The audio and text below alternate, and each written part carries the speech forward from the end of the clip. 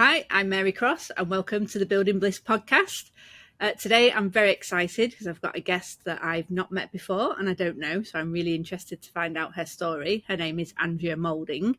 It sounds like she's had a very interesting life so far, and I think from what I've read, she's the perfect embodiment of the 5 pillars of bliss, which are bravery, laughter, inspiration, spark and success, because she is a breast cancer survivor and she has her own podcast called Get It Off Your Chest, which is all about using humour to get through the difficulties of having cancer and being a survivor, etc. So I think she's going to be a terrific guest to have on the podcast. So hi, Andrea. Hi, Mary. Lovely to meet you. Do you want to tell us a bit about your background and upbringing? Because looking at it, it seems like you've done a lot in your life and had a lot of changes and been all over the place, all over the world. Yeah, well, I was born in London, and then we went via Brighton. We were brought up in East Anglia, really. So I suppose I'd consider East Anglia sort of where I was brought up. But being a teenager, I couldn't actually wait to leave the rural background, backwater, and left as soon as I could, basically. Went to college and then went to London. And I worked in sales, exhibition sales. I actually got my first job the day of the hurricane, which was in the 80s. I'm showing my age now. And I was staying with my sister, went down to the tube. I'd worked all my journey out because I was a real bumpkin. Got down to the tube and there was no tube. So I had to get 5 different buses to this place called New Point Publishing, or No Point Publishing, as we used to like to call it. And when I got there was a tree had fallen over the front door. I was 5 hours late. I hitched my next suit up. I only had one suit. I hitched it up, climbed over the tree, and got the job because I was the only person who turned up, basically. So I kind of fell into sales. Well, my parents said, you're not slopping around here. You've got to go and get a job. So I did sales in London. I worked for EMAT, worked for ages, and then just had a kind of mid-20s crisis and decided that I hated sales. And I bought a ticket to China with my best friend, and we went backpacking around China. Wow. Couple of, honestly, we were terrible. Lost our passports on the first day. Travelled all around Southeast Asia. Came back. Fell back into sales. Hated it again. And then retrained as a social worker. And was a social worker in children and families, and then I was a probation officer doing cognitive behavioural group work with offenders, and I supervised them in the community. Loved that job, but it was really hard work, really long hours, and had another crisis and went, there's this kind of theme with me. Whenever anything gets tough, I just run away. But then I went travelling around South America on my own, which was scary. And did that for 6 months and then came back and got a job with Bernardo's in their corporate fundraising team. So, yeah, been all over the place, done loads of stuff. That's amazing. What made you pick China when you first went there? Was it just a random decision? Or? Don't know, really. I was just so desperate to not be in sales anymore because it was so boring. And I don't know, I just thought, it's a long way away. It's big. It's a really cool place. So, yeah, I went to China. Didn't have a clue. I went with my best friend, who's a nurse, and we had a lot of fun. But we were very fortunate that we met. We were sitting in Beijing train station, and we met 2 Californians because my leaving hat was an Oakland A's baseball cap, which was cool in the 80s. I had an A on it. And they thought we were Oakland A's supporters, so they came and talked to us. They were Chinese Americans. One spoke Cantonese, one spoke Mandarin. And we travelled, they were really cool, from California. We travelled with them right across China. So we used to just hire bikes and go out and talk to all the locals. It was amazing. We were so lucky to meet them. It was amazing. Fantastic. And I guess that's all like pre-phone, pre-internet. So it's literally, you have a map and some cash, and that's it, and your wits, and that's all you've got to survive. Exactly. Yeah, brilliant. Right, well, let's delve into the questions then, because I'm very interested to ask you the first one, because it sounds like you've done lots of brave things, but can you pinpoint a moment in your life that you consider to be your bravest? Yeah, I found this quite a difficult question to answer because I think it's about the definition of bravery.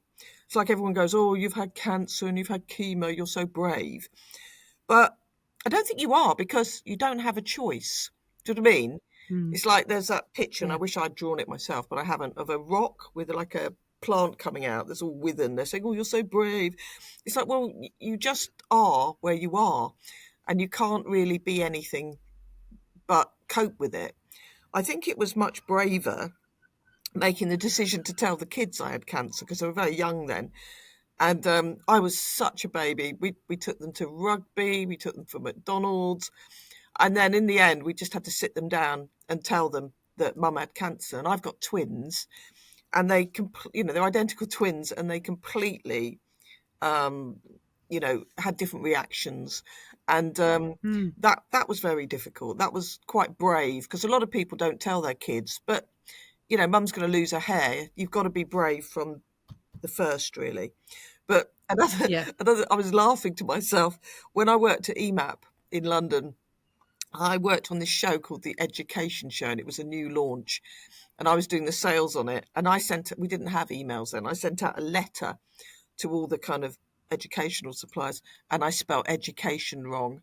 And I had to go and tell my boss. And it Oh still gives no. me a cold sweat. That I remember going in and going, oh my God. Haunted. Yeah, haunted. So Haunted. that was a brave moment as well. But I think that bravery is something that is when you're scared and you do it anyway. So kind of putting yourself out your comfort zone, you know, going traveling on my own, that was quite scary, because I'm not very organized. I lose everything and I'm all over the place. And the first time I was in Peru, I was in Lima, and I went out. I was on a bus and I thought, right, I'll try and talk to people in Spanish, but I didn't know any Spanish. So all I know was hola.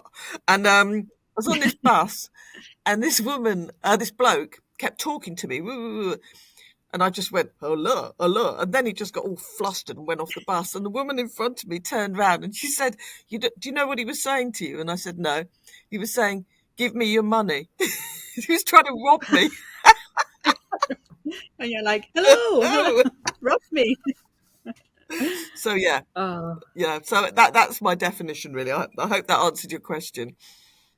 Yeah, well, I think it is really interesting because obviously I've asked this a lot now on the people that I've had on the podcast, and it is, I guess, how you determine it yourself. And I think a lot of people don't consider themselves brave and don't consider what they've done brave. And then when I've asked them this question, they've looked back and gone, "Well, that probably was actually quite brave, actually." But as you say, with your diagnosis, it's kind of the fate you're handed, isn't it? And then It you've just is. got to It is. deal with it. And I think in terms of anyone who's going through breast cancer will know that you don't just turn up and they say you've got breast cancer. You have tests and you've got to wait for them.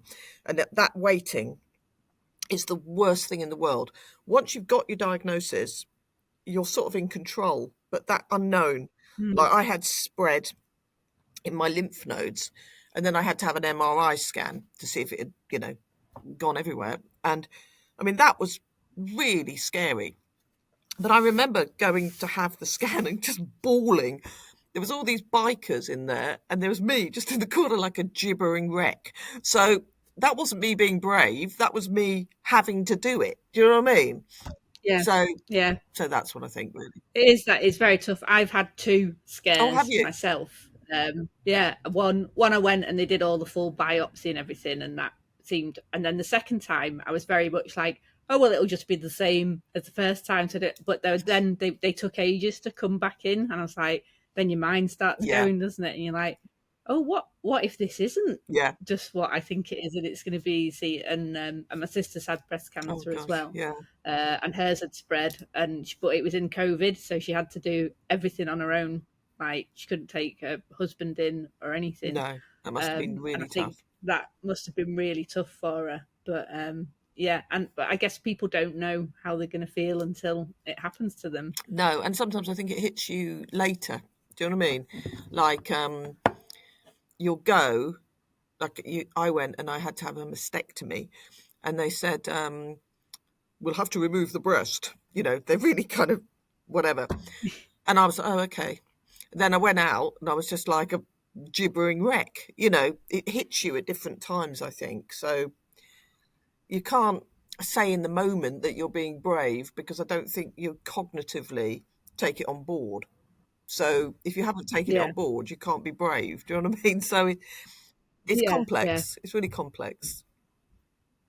So, at what point did you take the decision that you were going to have your podcast and come at this from perhaps a different angle to how other people might have approached it? Well, it was funny because when I was going through chemo, I was absolutely fine with them saying you're going to lose your hair and your eyebrows and all that. I was absolutely fine with that. But they said that you might get a thing called chemo brain, where it's like being pregnant, you walk upstairs and can't remember why you're upstairs, sort of thing. And I was just like, no, I am not getting chemo brain. So I'd always wanted to write a book. So I wrote a novel while I was having chemo. And I'd always been planning to do it, but you never do you?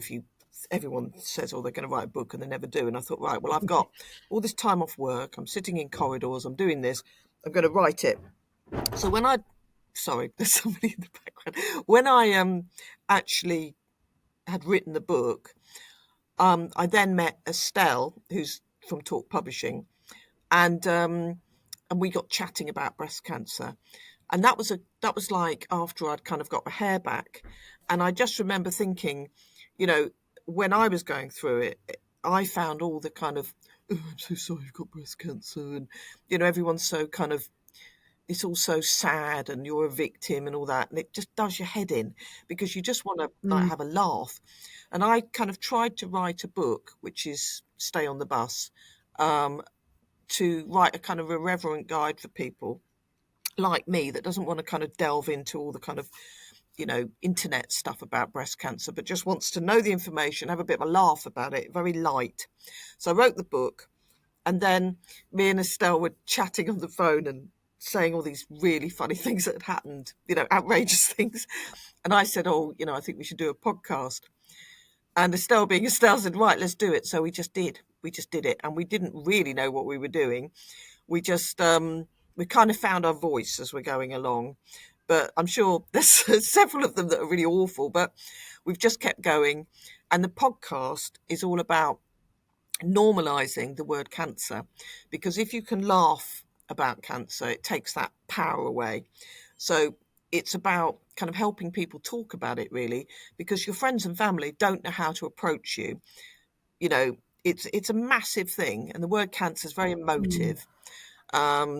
So if you can laugh about things that happen and terrible things that happen to you when, things with your bald head. And we had an anchor whose wig blew off in the middle of a report on a hurricane in America, and just things like that. Other people might be really stressed, but if you can laugh about it, it really helps. And it's a bit of a community for people as well, because there's lots of podcasts and Instagram groups all about help and support and all that kind of technical stuff, but we're not doctors.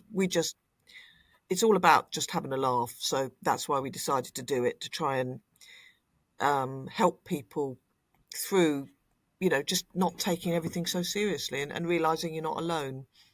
So I hope that answered the question. That was all over Yeah, the yeah, place. no, because it's really because I think my mum got diagnosed with cancer when I was Oh 16, gosh. but I kind of vividly remember that, and still to this day, I think she spent the whole time never actually saying the word Yeah. cancer. Yeah. So they call it the big C, Yeah.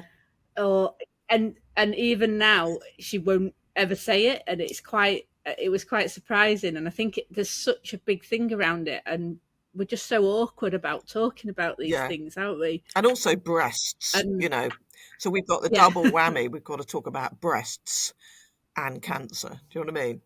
So yeah, yeah, yeah.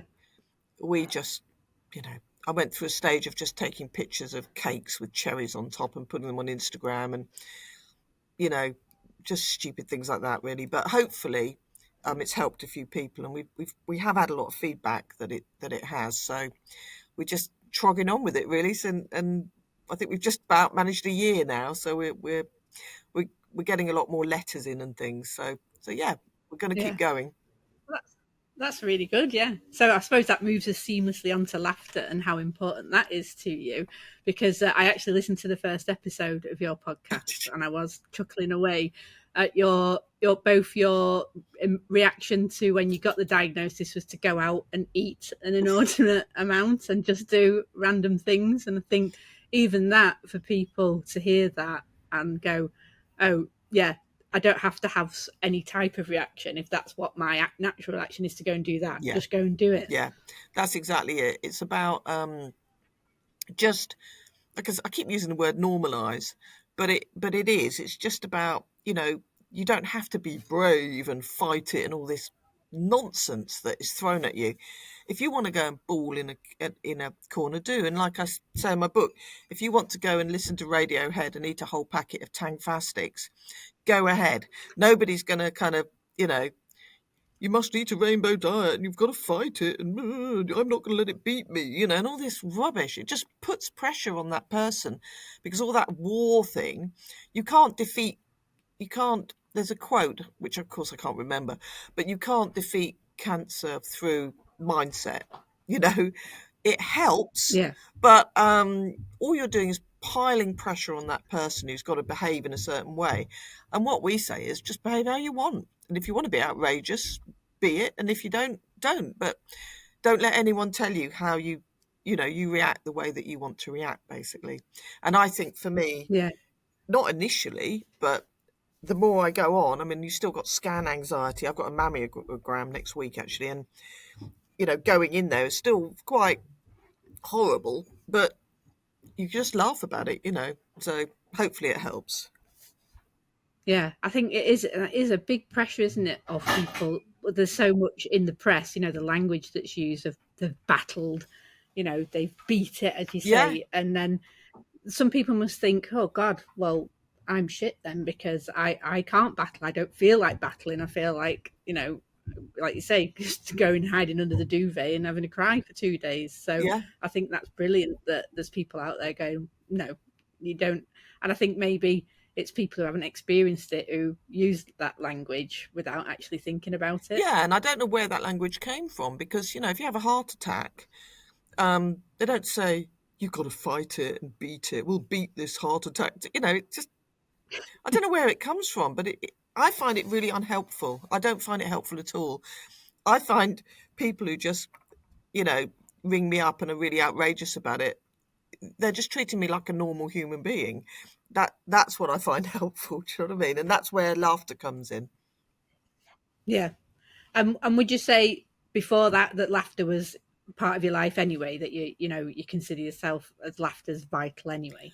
I'd like to think so, but I'm not a stand-up comedian like you, Mary. But I do think finding my dad was he was a very funny man, and I think if you can, laugh at things, then just finding the humour in lots of really stupid things is just what gets you through the day, really. Because I don't think I think the British have a very funny sense of humour, and I think we are naturally, as a nation, let's just stereotype the whole British. We find the humour in a lot of like really ridiculous things. Do you know what I mean? And that's what I enjoy. I think with humour, I like the kind of play on words and just ridiculous quickness of people. Do you know what I mean? Yeah, yeah. And we tend to quite like dark humour, Yeah. don't we? Like the more you shouldn't laugh at something, the funnier it is, really, isn't it? And I Yes. think Yeah. Well, I used to be a that's the probation joke. officer, and you know some of the things we used to laugh at. You know, I was in a group once, and I used to run groups with offenders, and this was a very, very difficult group. Actually, I loved all the offenders I worked with. Most of them I really liked, and this guy came in. He was absolutely off his head and got really aggressive with me. And we were piloting the cognitive behavioural group work for the Home Office at the time, and they were videoing the tutors, and then they used to watch it and criticise it. And I stood at the door and said, "Get out," like this. So every single time I walked into any probation officer in Hampshire, everyone would go, "Get out." It was just like my kind of catchphrase. Your new tagline. Yeah. But no, I mean, I think kind of, it's like my dog. I was talking to someone the other day. I've got a Jack Russell dog, and she, let's just say she's got a bit of a personality. She's a right bruiser. And things that really make me laugh is my partner goes around doing impressions of the dog, like he's an East End gangster. And he's like, "Have it." Like, Yeah. on my patch. When they're like going out shouting at the birds, So, and we call the dog Millwall. Perfect. Yeah, so I mean, stupid I can things like just that make me laugh, visualize her. really. Yeah. So, and are there any sort of comedians or anything you like? I mean, I'm trying to think if there's any like comedians who've spoken about or having cancer or anything There's someone like that. called, I don't know if you're aware of there's any. one called Tig in America, and I want to get her on my show, but I thought I'm not going to approach her until I've got a few more under my belt because we were a startup. But I think she does a whole routine about it. I think she's a really funny woman and does stuff about this stuff. There's a woman in Australia who does as well. But I tell you, one of the questions you asked me was what made me laugh. And I think one of my favourite programmes was Malcolm in the Middle. I really, really like the writing on that. But I think I was trying to work out why I like it so much. It's because the characters are just ridiculous, but you're rooting for them all the way through it. So you really like them. And, I just think Hal, the father in that, is just a brilliant, brilliant character. So I just like programs like that, really. People that aren't afraid to look ridiculous or put themselves out of their comfort zone. Do you know what I mean? I kind of admire people like that. Yeah, so sort of the bit more of the surreal, absurd edge Yeah, of yeah. things. Which is, But a lot of things make me. I think that about Schitt's Creek. Like, I don't know if you've watched I've that. seen a bit of it. Yeah. The characters in it are awful. Yeah. And I started watching it. I don't like this at all. But by the end, I was completely in love with them Yeah. all because they have this fantastic character arc in the story. Yeah. I think that exactly. the humour in that is really dark as well in places. Yeah, And that's why I like kind of clever humour. I mean, I think when we were brought up on Benny Hill. Well, you're probably not as old as me. I don't think anyone's as old as me. Kenny Everett was my I love earliest Kenny memory, Everett. but, Yeah. But I don't think I think a lot of what he was saying probably went over my head when I was that young. Yeah. But and I think the Carry On films were a lot of stuff was really quite rude that I never got. Do you know what I mean? Never understood. Yeah. So I think slapstick comedy's okay, but I prefer more intelligent, let's be ridiculous, but more layered comedy. Do you know what I mean? Yeah. Yeah. And have you got a favourite joke? Well, this was difficult, but my partner Patrick, his dad used to run a pub. And do you know the singing priest? He was the opening act for the Pope, apparently. And and Paddy once got up in the morning and his dad was having a fried breakfast with the singing priest. They'd been up all night, chatting. And the priest told Paddy a joke, and it's my favourite joke. You can kiss a nun once, you can kiss a nun twice, but you can't get into the habit. I just think that's brilliant. I love that, yes. So, yeah. Well, I do love a pun, so that is... Yeah, I just thought that was very funny. I think also because of the story behind it as well, the singing priest, who I think when he died, they found out he had kind of children and all sorts, so that was quite funny as well. Oh, God. Yeah, I love that. I like that a lot. So let's move on to inspiration then. Now, where have you found your inspiration from? A lot of it sounds like you've found it from yourself, really, and the people that you've met along the way. Well, I was thinking about this in quite a lot of depth, And I am a massive history buff. I did a history degree and I'm reading all sorts of stuff. And I'm thinking of doing a podcast about kind of outrageous women. I'm sure there's loads out there already, but kind of interesting women. And quite often I'm on all these groups and stuff for history and that. Every time I come across an interesting woman, I save her in favourites. And I've got a whole load of like these amazing women that no one's ever heard of, which were really inspirational and really cool. So one of my favourite ones is a woman called Rattlesnake Kate, right? And she was in America in the 1900s, kind of a rancher. And when she was about 20, she was riding on a horse with her 3-year-old son, and she saw a rattlesnake, and she walked into, by accident, a den of rattlesnakes. And she got off her horse, her kid's still on the horse. All she had was a sign, and she killed 140 rattlesnakes and then made a dress out of their skins and used to wear it all the time. She was called Rattlesnake Kate. And she was married 6 times and divorced 6 times. She was a bootlegger. She was a taxidermist and a midwife as well. So I just think women like that are brilliant. I'm writing a book at the moment about munitions workers in the First World War. They're all women. And I started doing some research about women's football teams. And there's a woman called Lily Parr, who was a big smoker, a heavy drinker. She was the kind of Pele of the First World War, because women's football used to be massive before after the First World War, the FA kind of stopped them from playing on grounds. So then it just disintegrated. But Lily Parr was like the pin-up, and they used to get crowds of like 20,000, really, really massive. Women's football was bigger than men's football, and it was just stopped. And she's a very, very interesting woman. And then I've been doing a lot of, I'm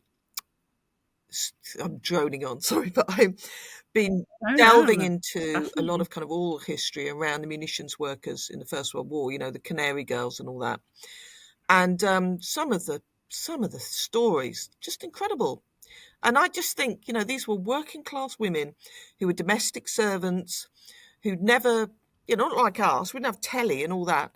And they worked, they had families, they had friends go to war, they lived through the First World War, they probably lived through the Second World War, and me, I get stressed if I run out of milk and have to go to Aldi.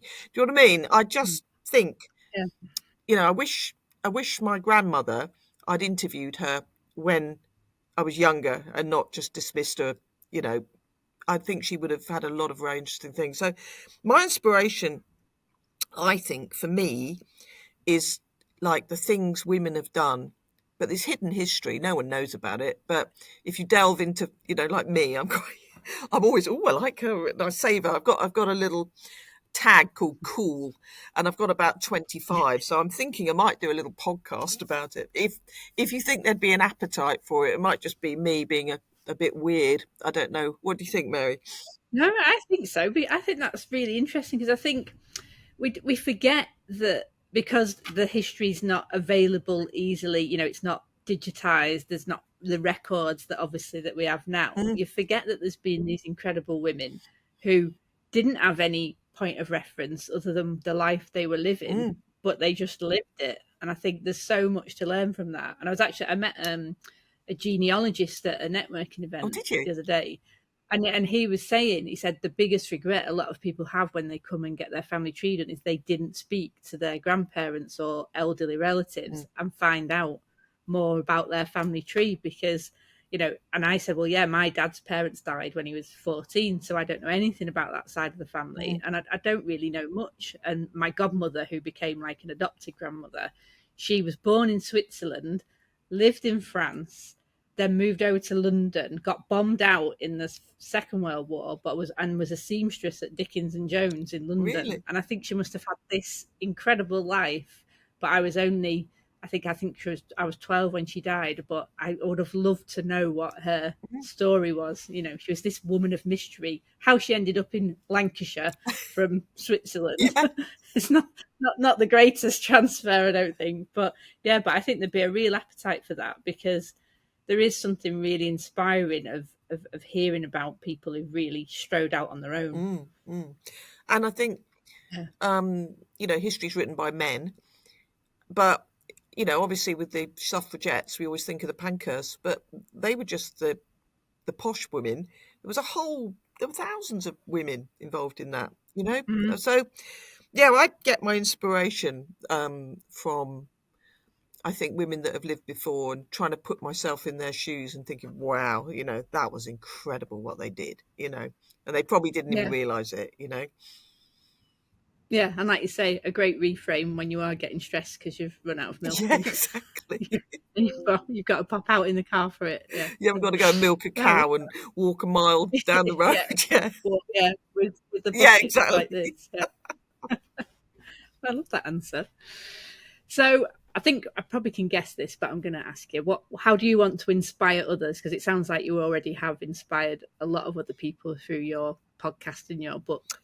Oh, well, that's kind of you to say.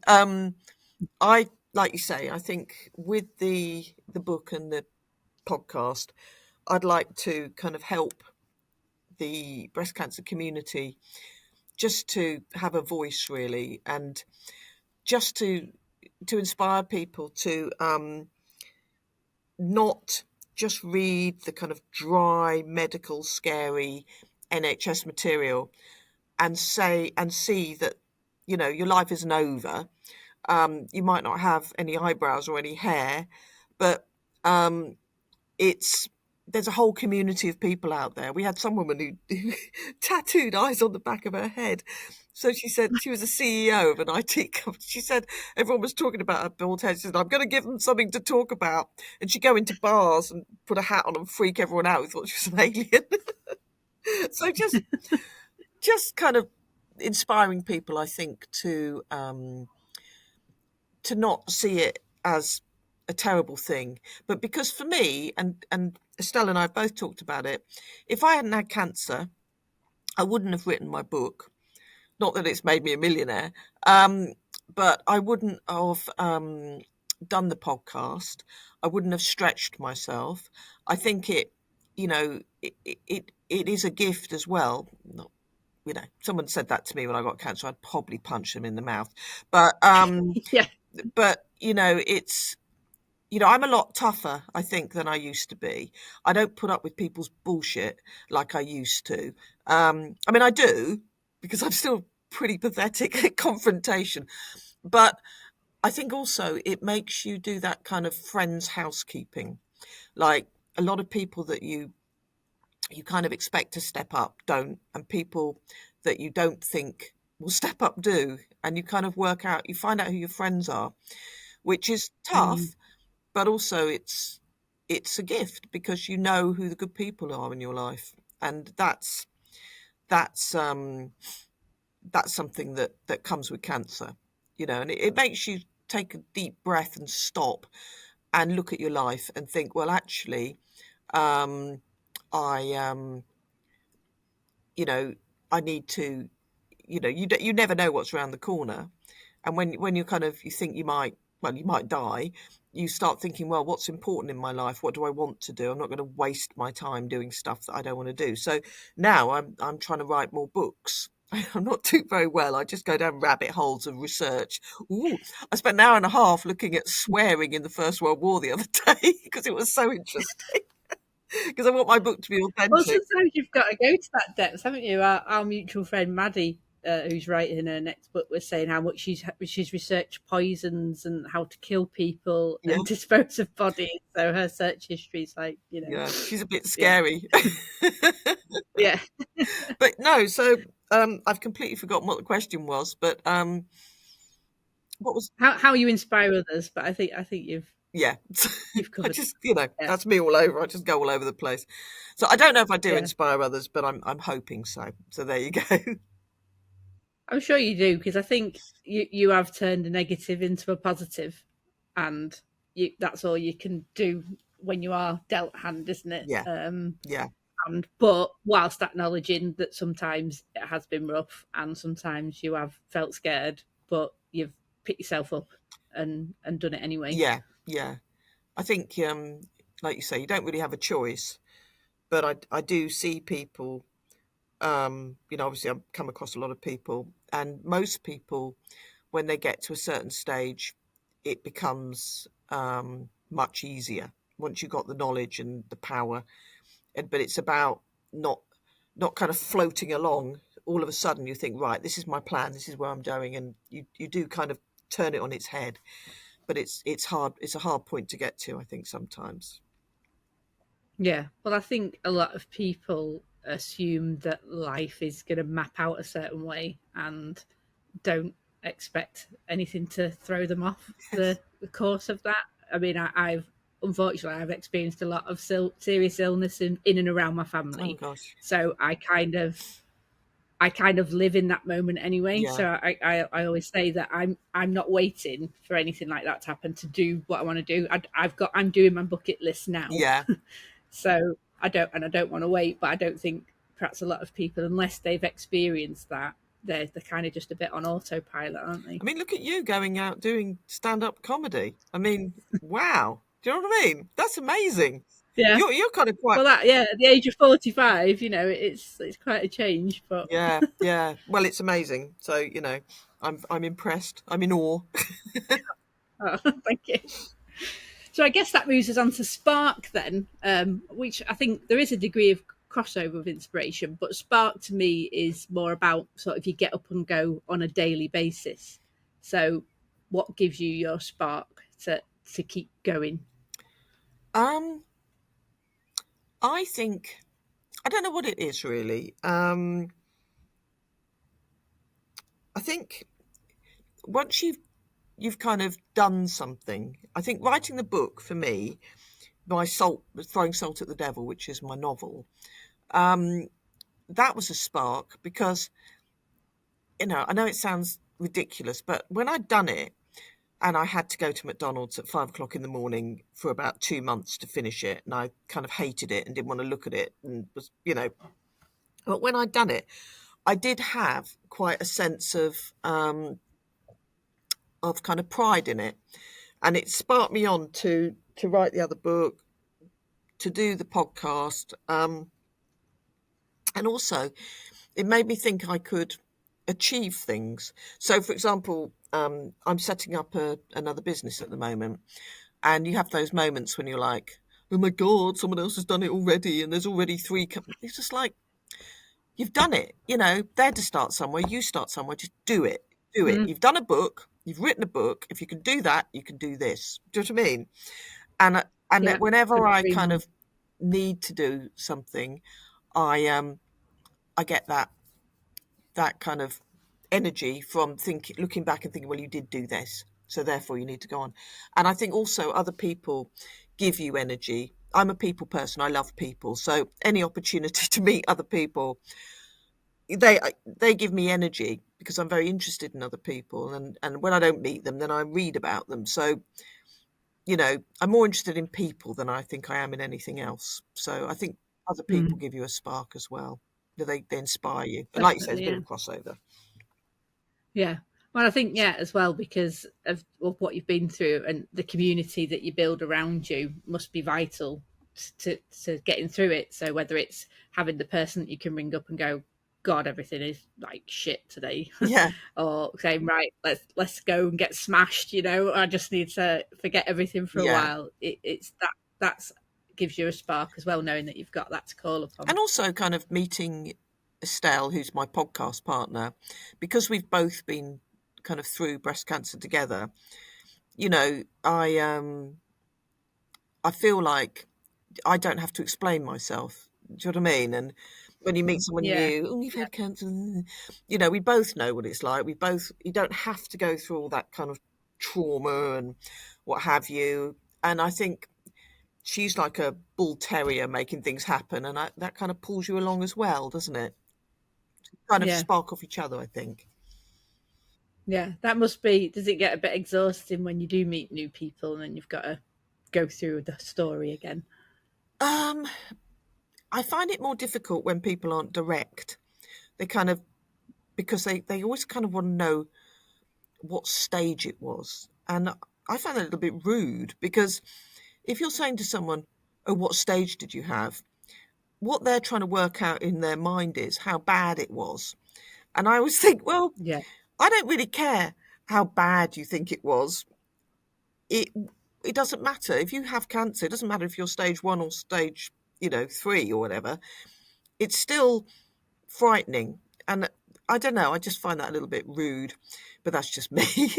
um, yeah, and also the kind of people are too frightened to ask you if you're all right now, which I suppose is I was exactly the same. But I I think when you meet other people who haven't been through it is quite exhausting, because you have to explain it yeah, all, and you just can't be bothered half the time. I feel like just giving them a yeah. Because I book. think, Now, read my book. yeah, well, because I think one thing that must be hard is I think people perhaps this is how I interpret it, and from seeing it with my sister, that you think once the chemo and radio therapy's done, that's it, that's it, it's game over and you're Mm. done. And but I don't think people realise the long shadow it can cast Yeah, totally. on everything. Your general health, obviously going forward, but also, as you say, your mental health of those scans Yeah. being in the diary And also all the and the build up to legacy that. legacy things that it leaves you with. Like, I've got a lymphedema, which is like a build-up of fluid. I've got osteopenia, which is like the next one before osteoporosis because of chemo. I had hormone treatment, which affects your heart. All these things make you extremely knackered. And Mm. you they don't just go, right, you're cured, see you. Well, they do actually say, Yeah, ring right, the bell and that's yeah, it. see you in a Ring the year. bell And and you're it's like, a what do you couple of mean, days. see me Yeah, in a year? I've been here every day for the last kind of a year and a half. So yeah, I absolutely get that. Like scan anxiety. I've got to go into the unit, I think it's next week or the week after. And I hate it. It's the smell of it, the women sitting there, it just brings it all back. And mm. yeah, it doesn't leave you, but you just have to cope with it. Do you know what I mean? Yeah. It sounds like you are doing one at least. Well, So I have my moments. yeah. So moving on to success then. What does success look like for you now? Gosh, well, that is a difficult one, because clearly I would like more money, but for me, I've never been a material person. Um, obviously, I'd like a new kitchen, but for me, success is about not necessarily achieving something, but wanting to do something and going for it 100%. And if you fail, you fail. But if you've given it your best shot, so I want to write a TV serial, and I've got an idea for it, and I'm like, I can't do that because Comedy or serious? well, serious, but I'd like it to be funny. I'd like people to really love the characters, and in order for them to love them, they've got to be funny. Do you know what I mean? They've got to Yeah, be likable. Um, yeah, and I kept thinking, oh, who am I? I don't know anyone. I don't know anyone who works for the BBC. And you can talk your way out of everything, but actually, that's a goal. And if I don't do it, I'll be cross with myself. If I do it, then great. But at least if I give it 100% and fail, it's the journey half the time is just as fun as actually doing it. Do you know what I mean? So yeah, that success is, absolutely. I think my answer to your question is being brave enough to go for the things that you want and give it 100%. And that's success. If I look back and say, well, I never gave it 100%, that will be a failure, if you know what I mean. Yeah, and a regret Yeah, yeah. that you So can't never regret, get just keep back. going forward. Yeah. Yeah. And has that changed then? When you were younger, what do you think your definition of Oh, success would have been? Because obviously you've had a few life changes where you've pivoted to different things. So are they a marker of perhaps when your idea of success changed? no, I think I was just bored. And, not having any focus, just kind of going, right, I don't like this, I'll just go to China. I don't like this, I'll go to South America.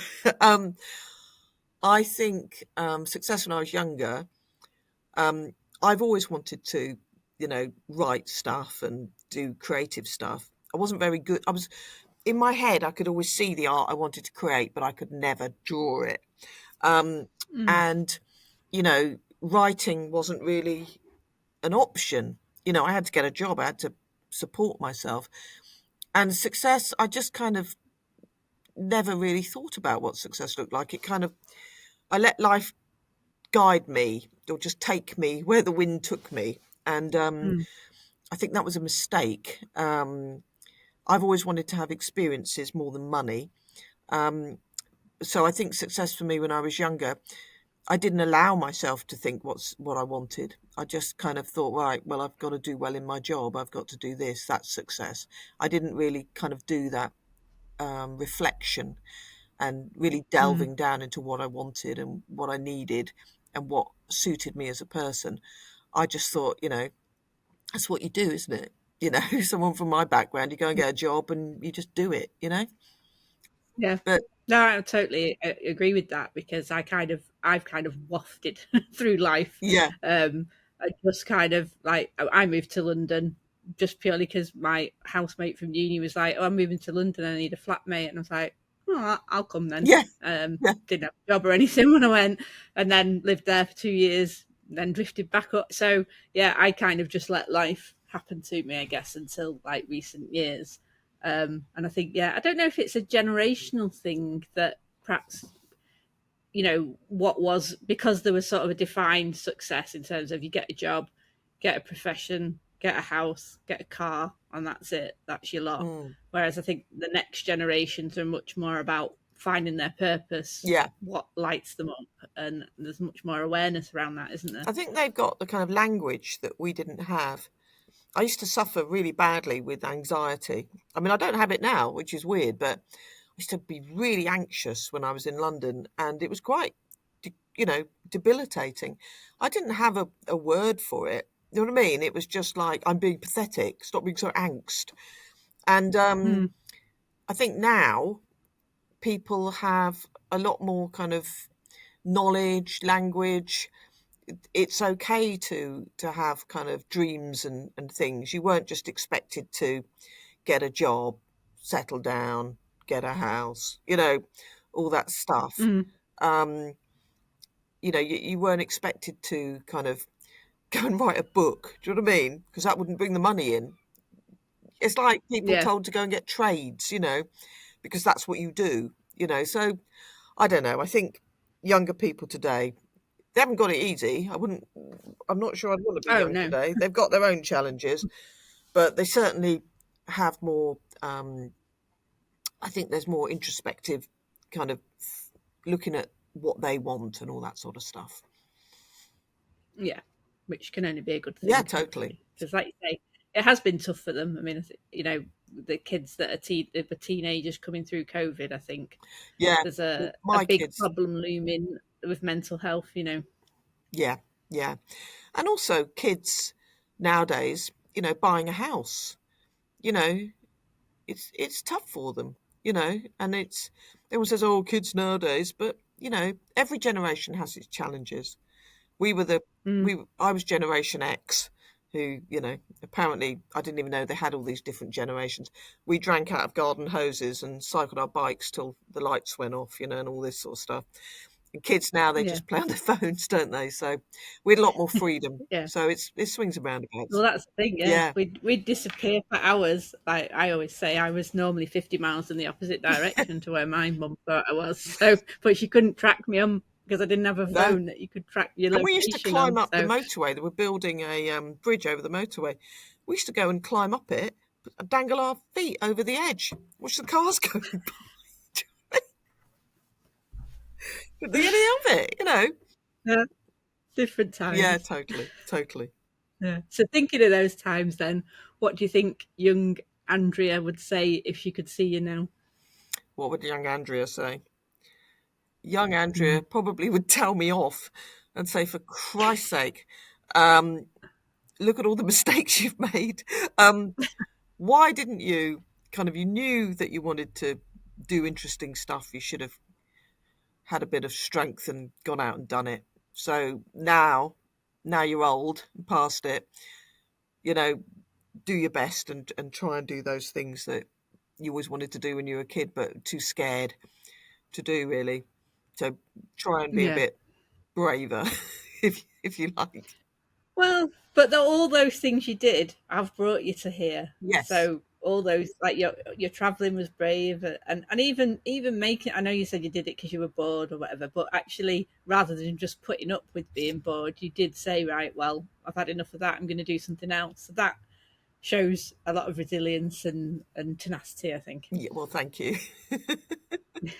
Yeah, and I think when you when I wrote the books, I think sometimes being a little bit older helps because, like you say, you kind of can laugh as you get older.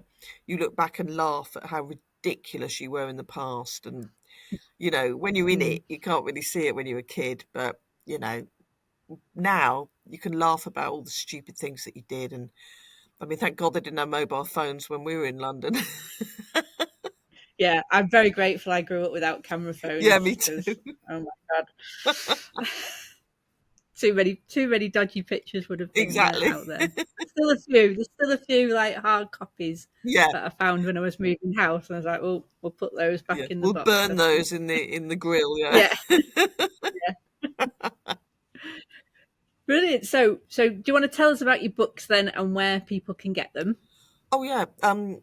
Okay. So I my mind went completely blank then. My cancer book is called Stay on the Bus. Um, and it's like how to navigate breast cancer diagnosis and treatment. And when they cut the apron strings, it's available on Amazon.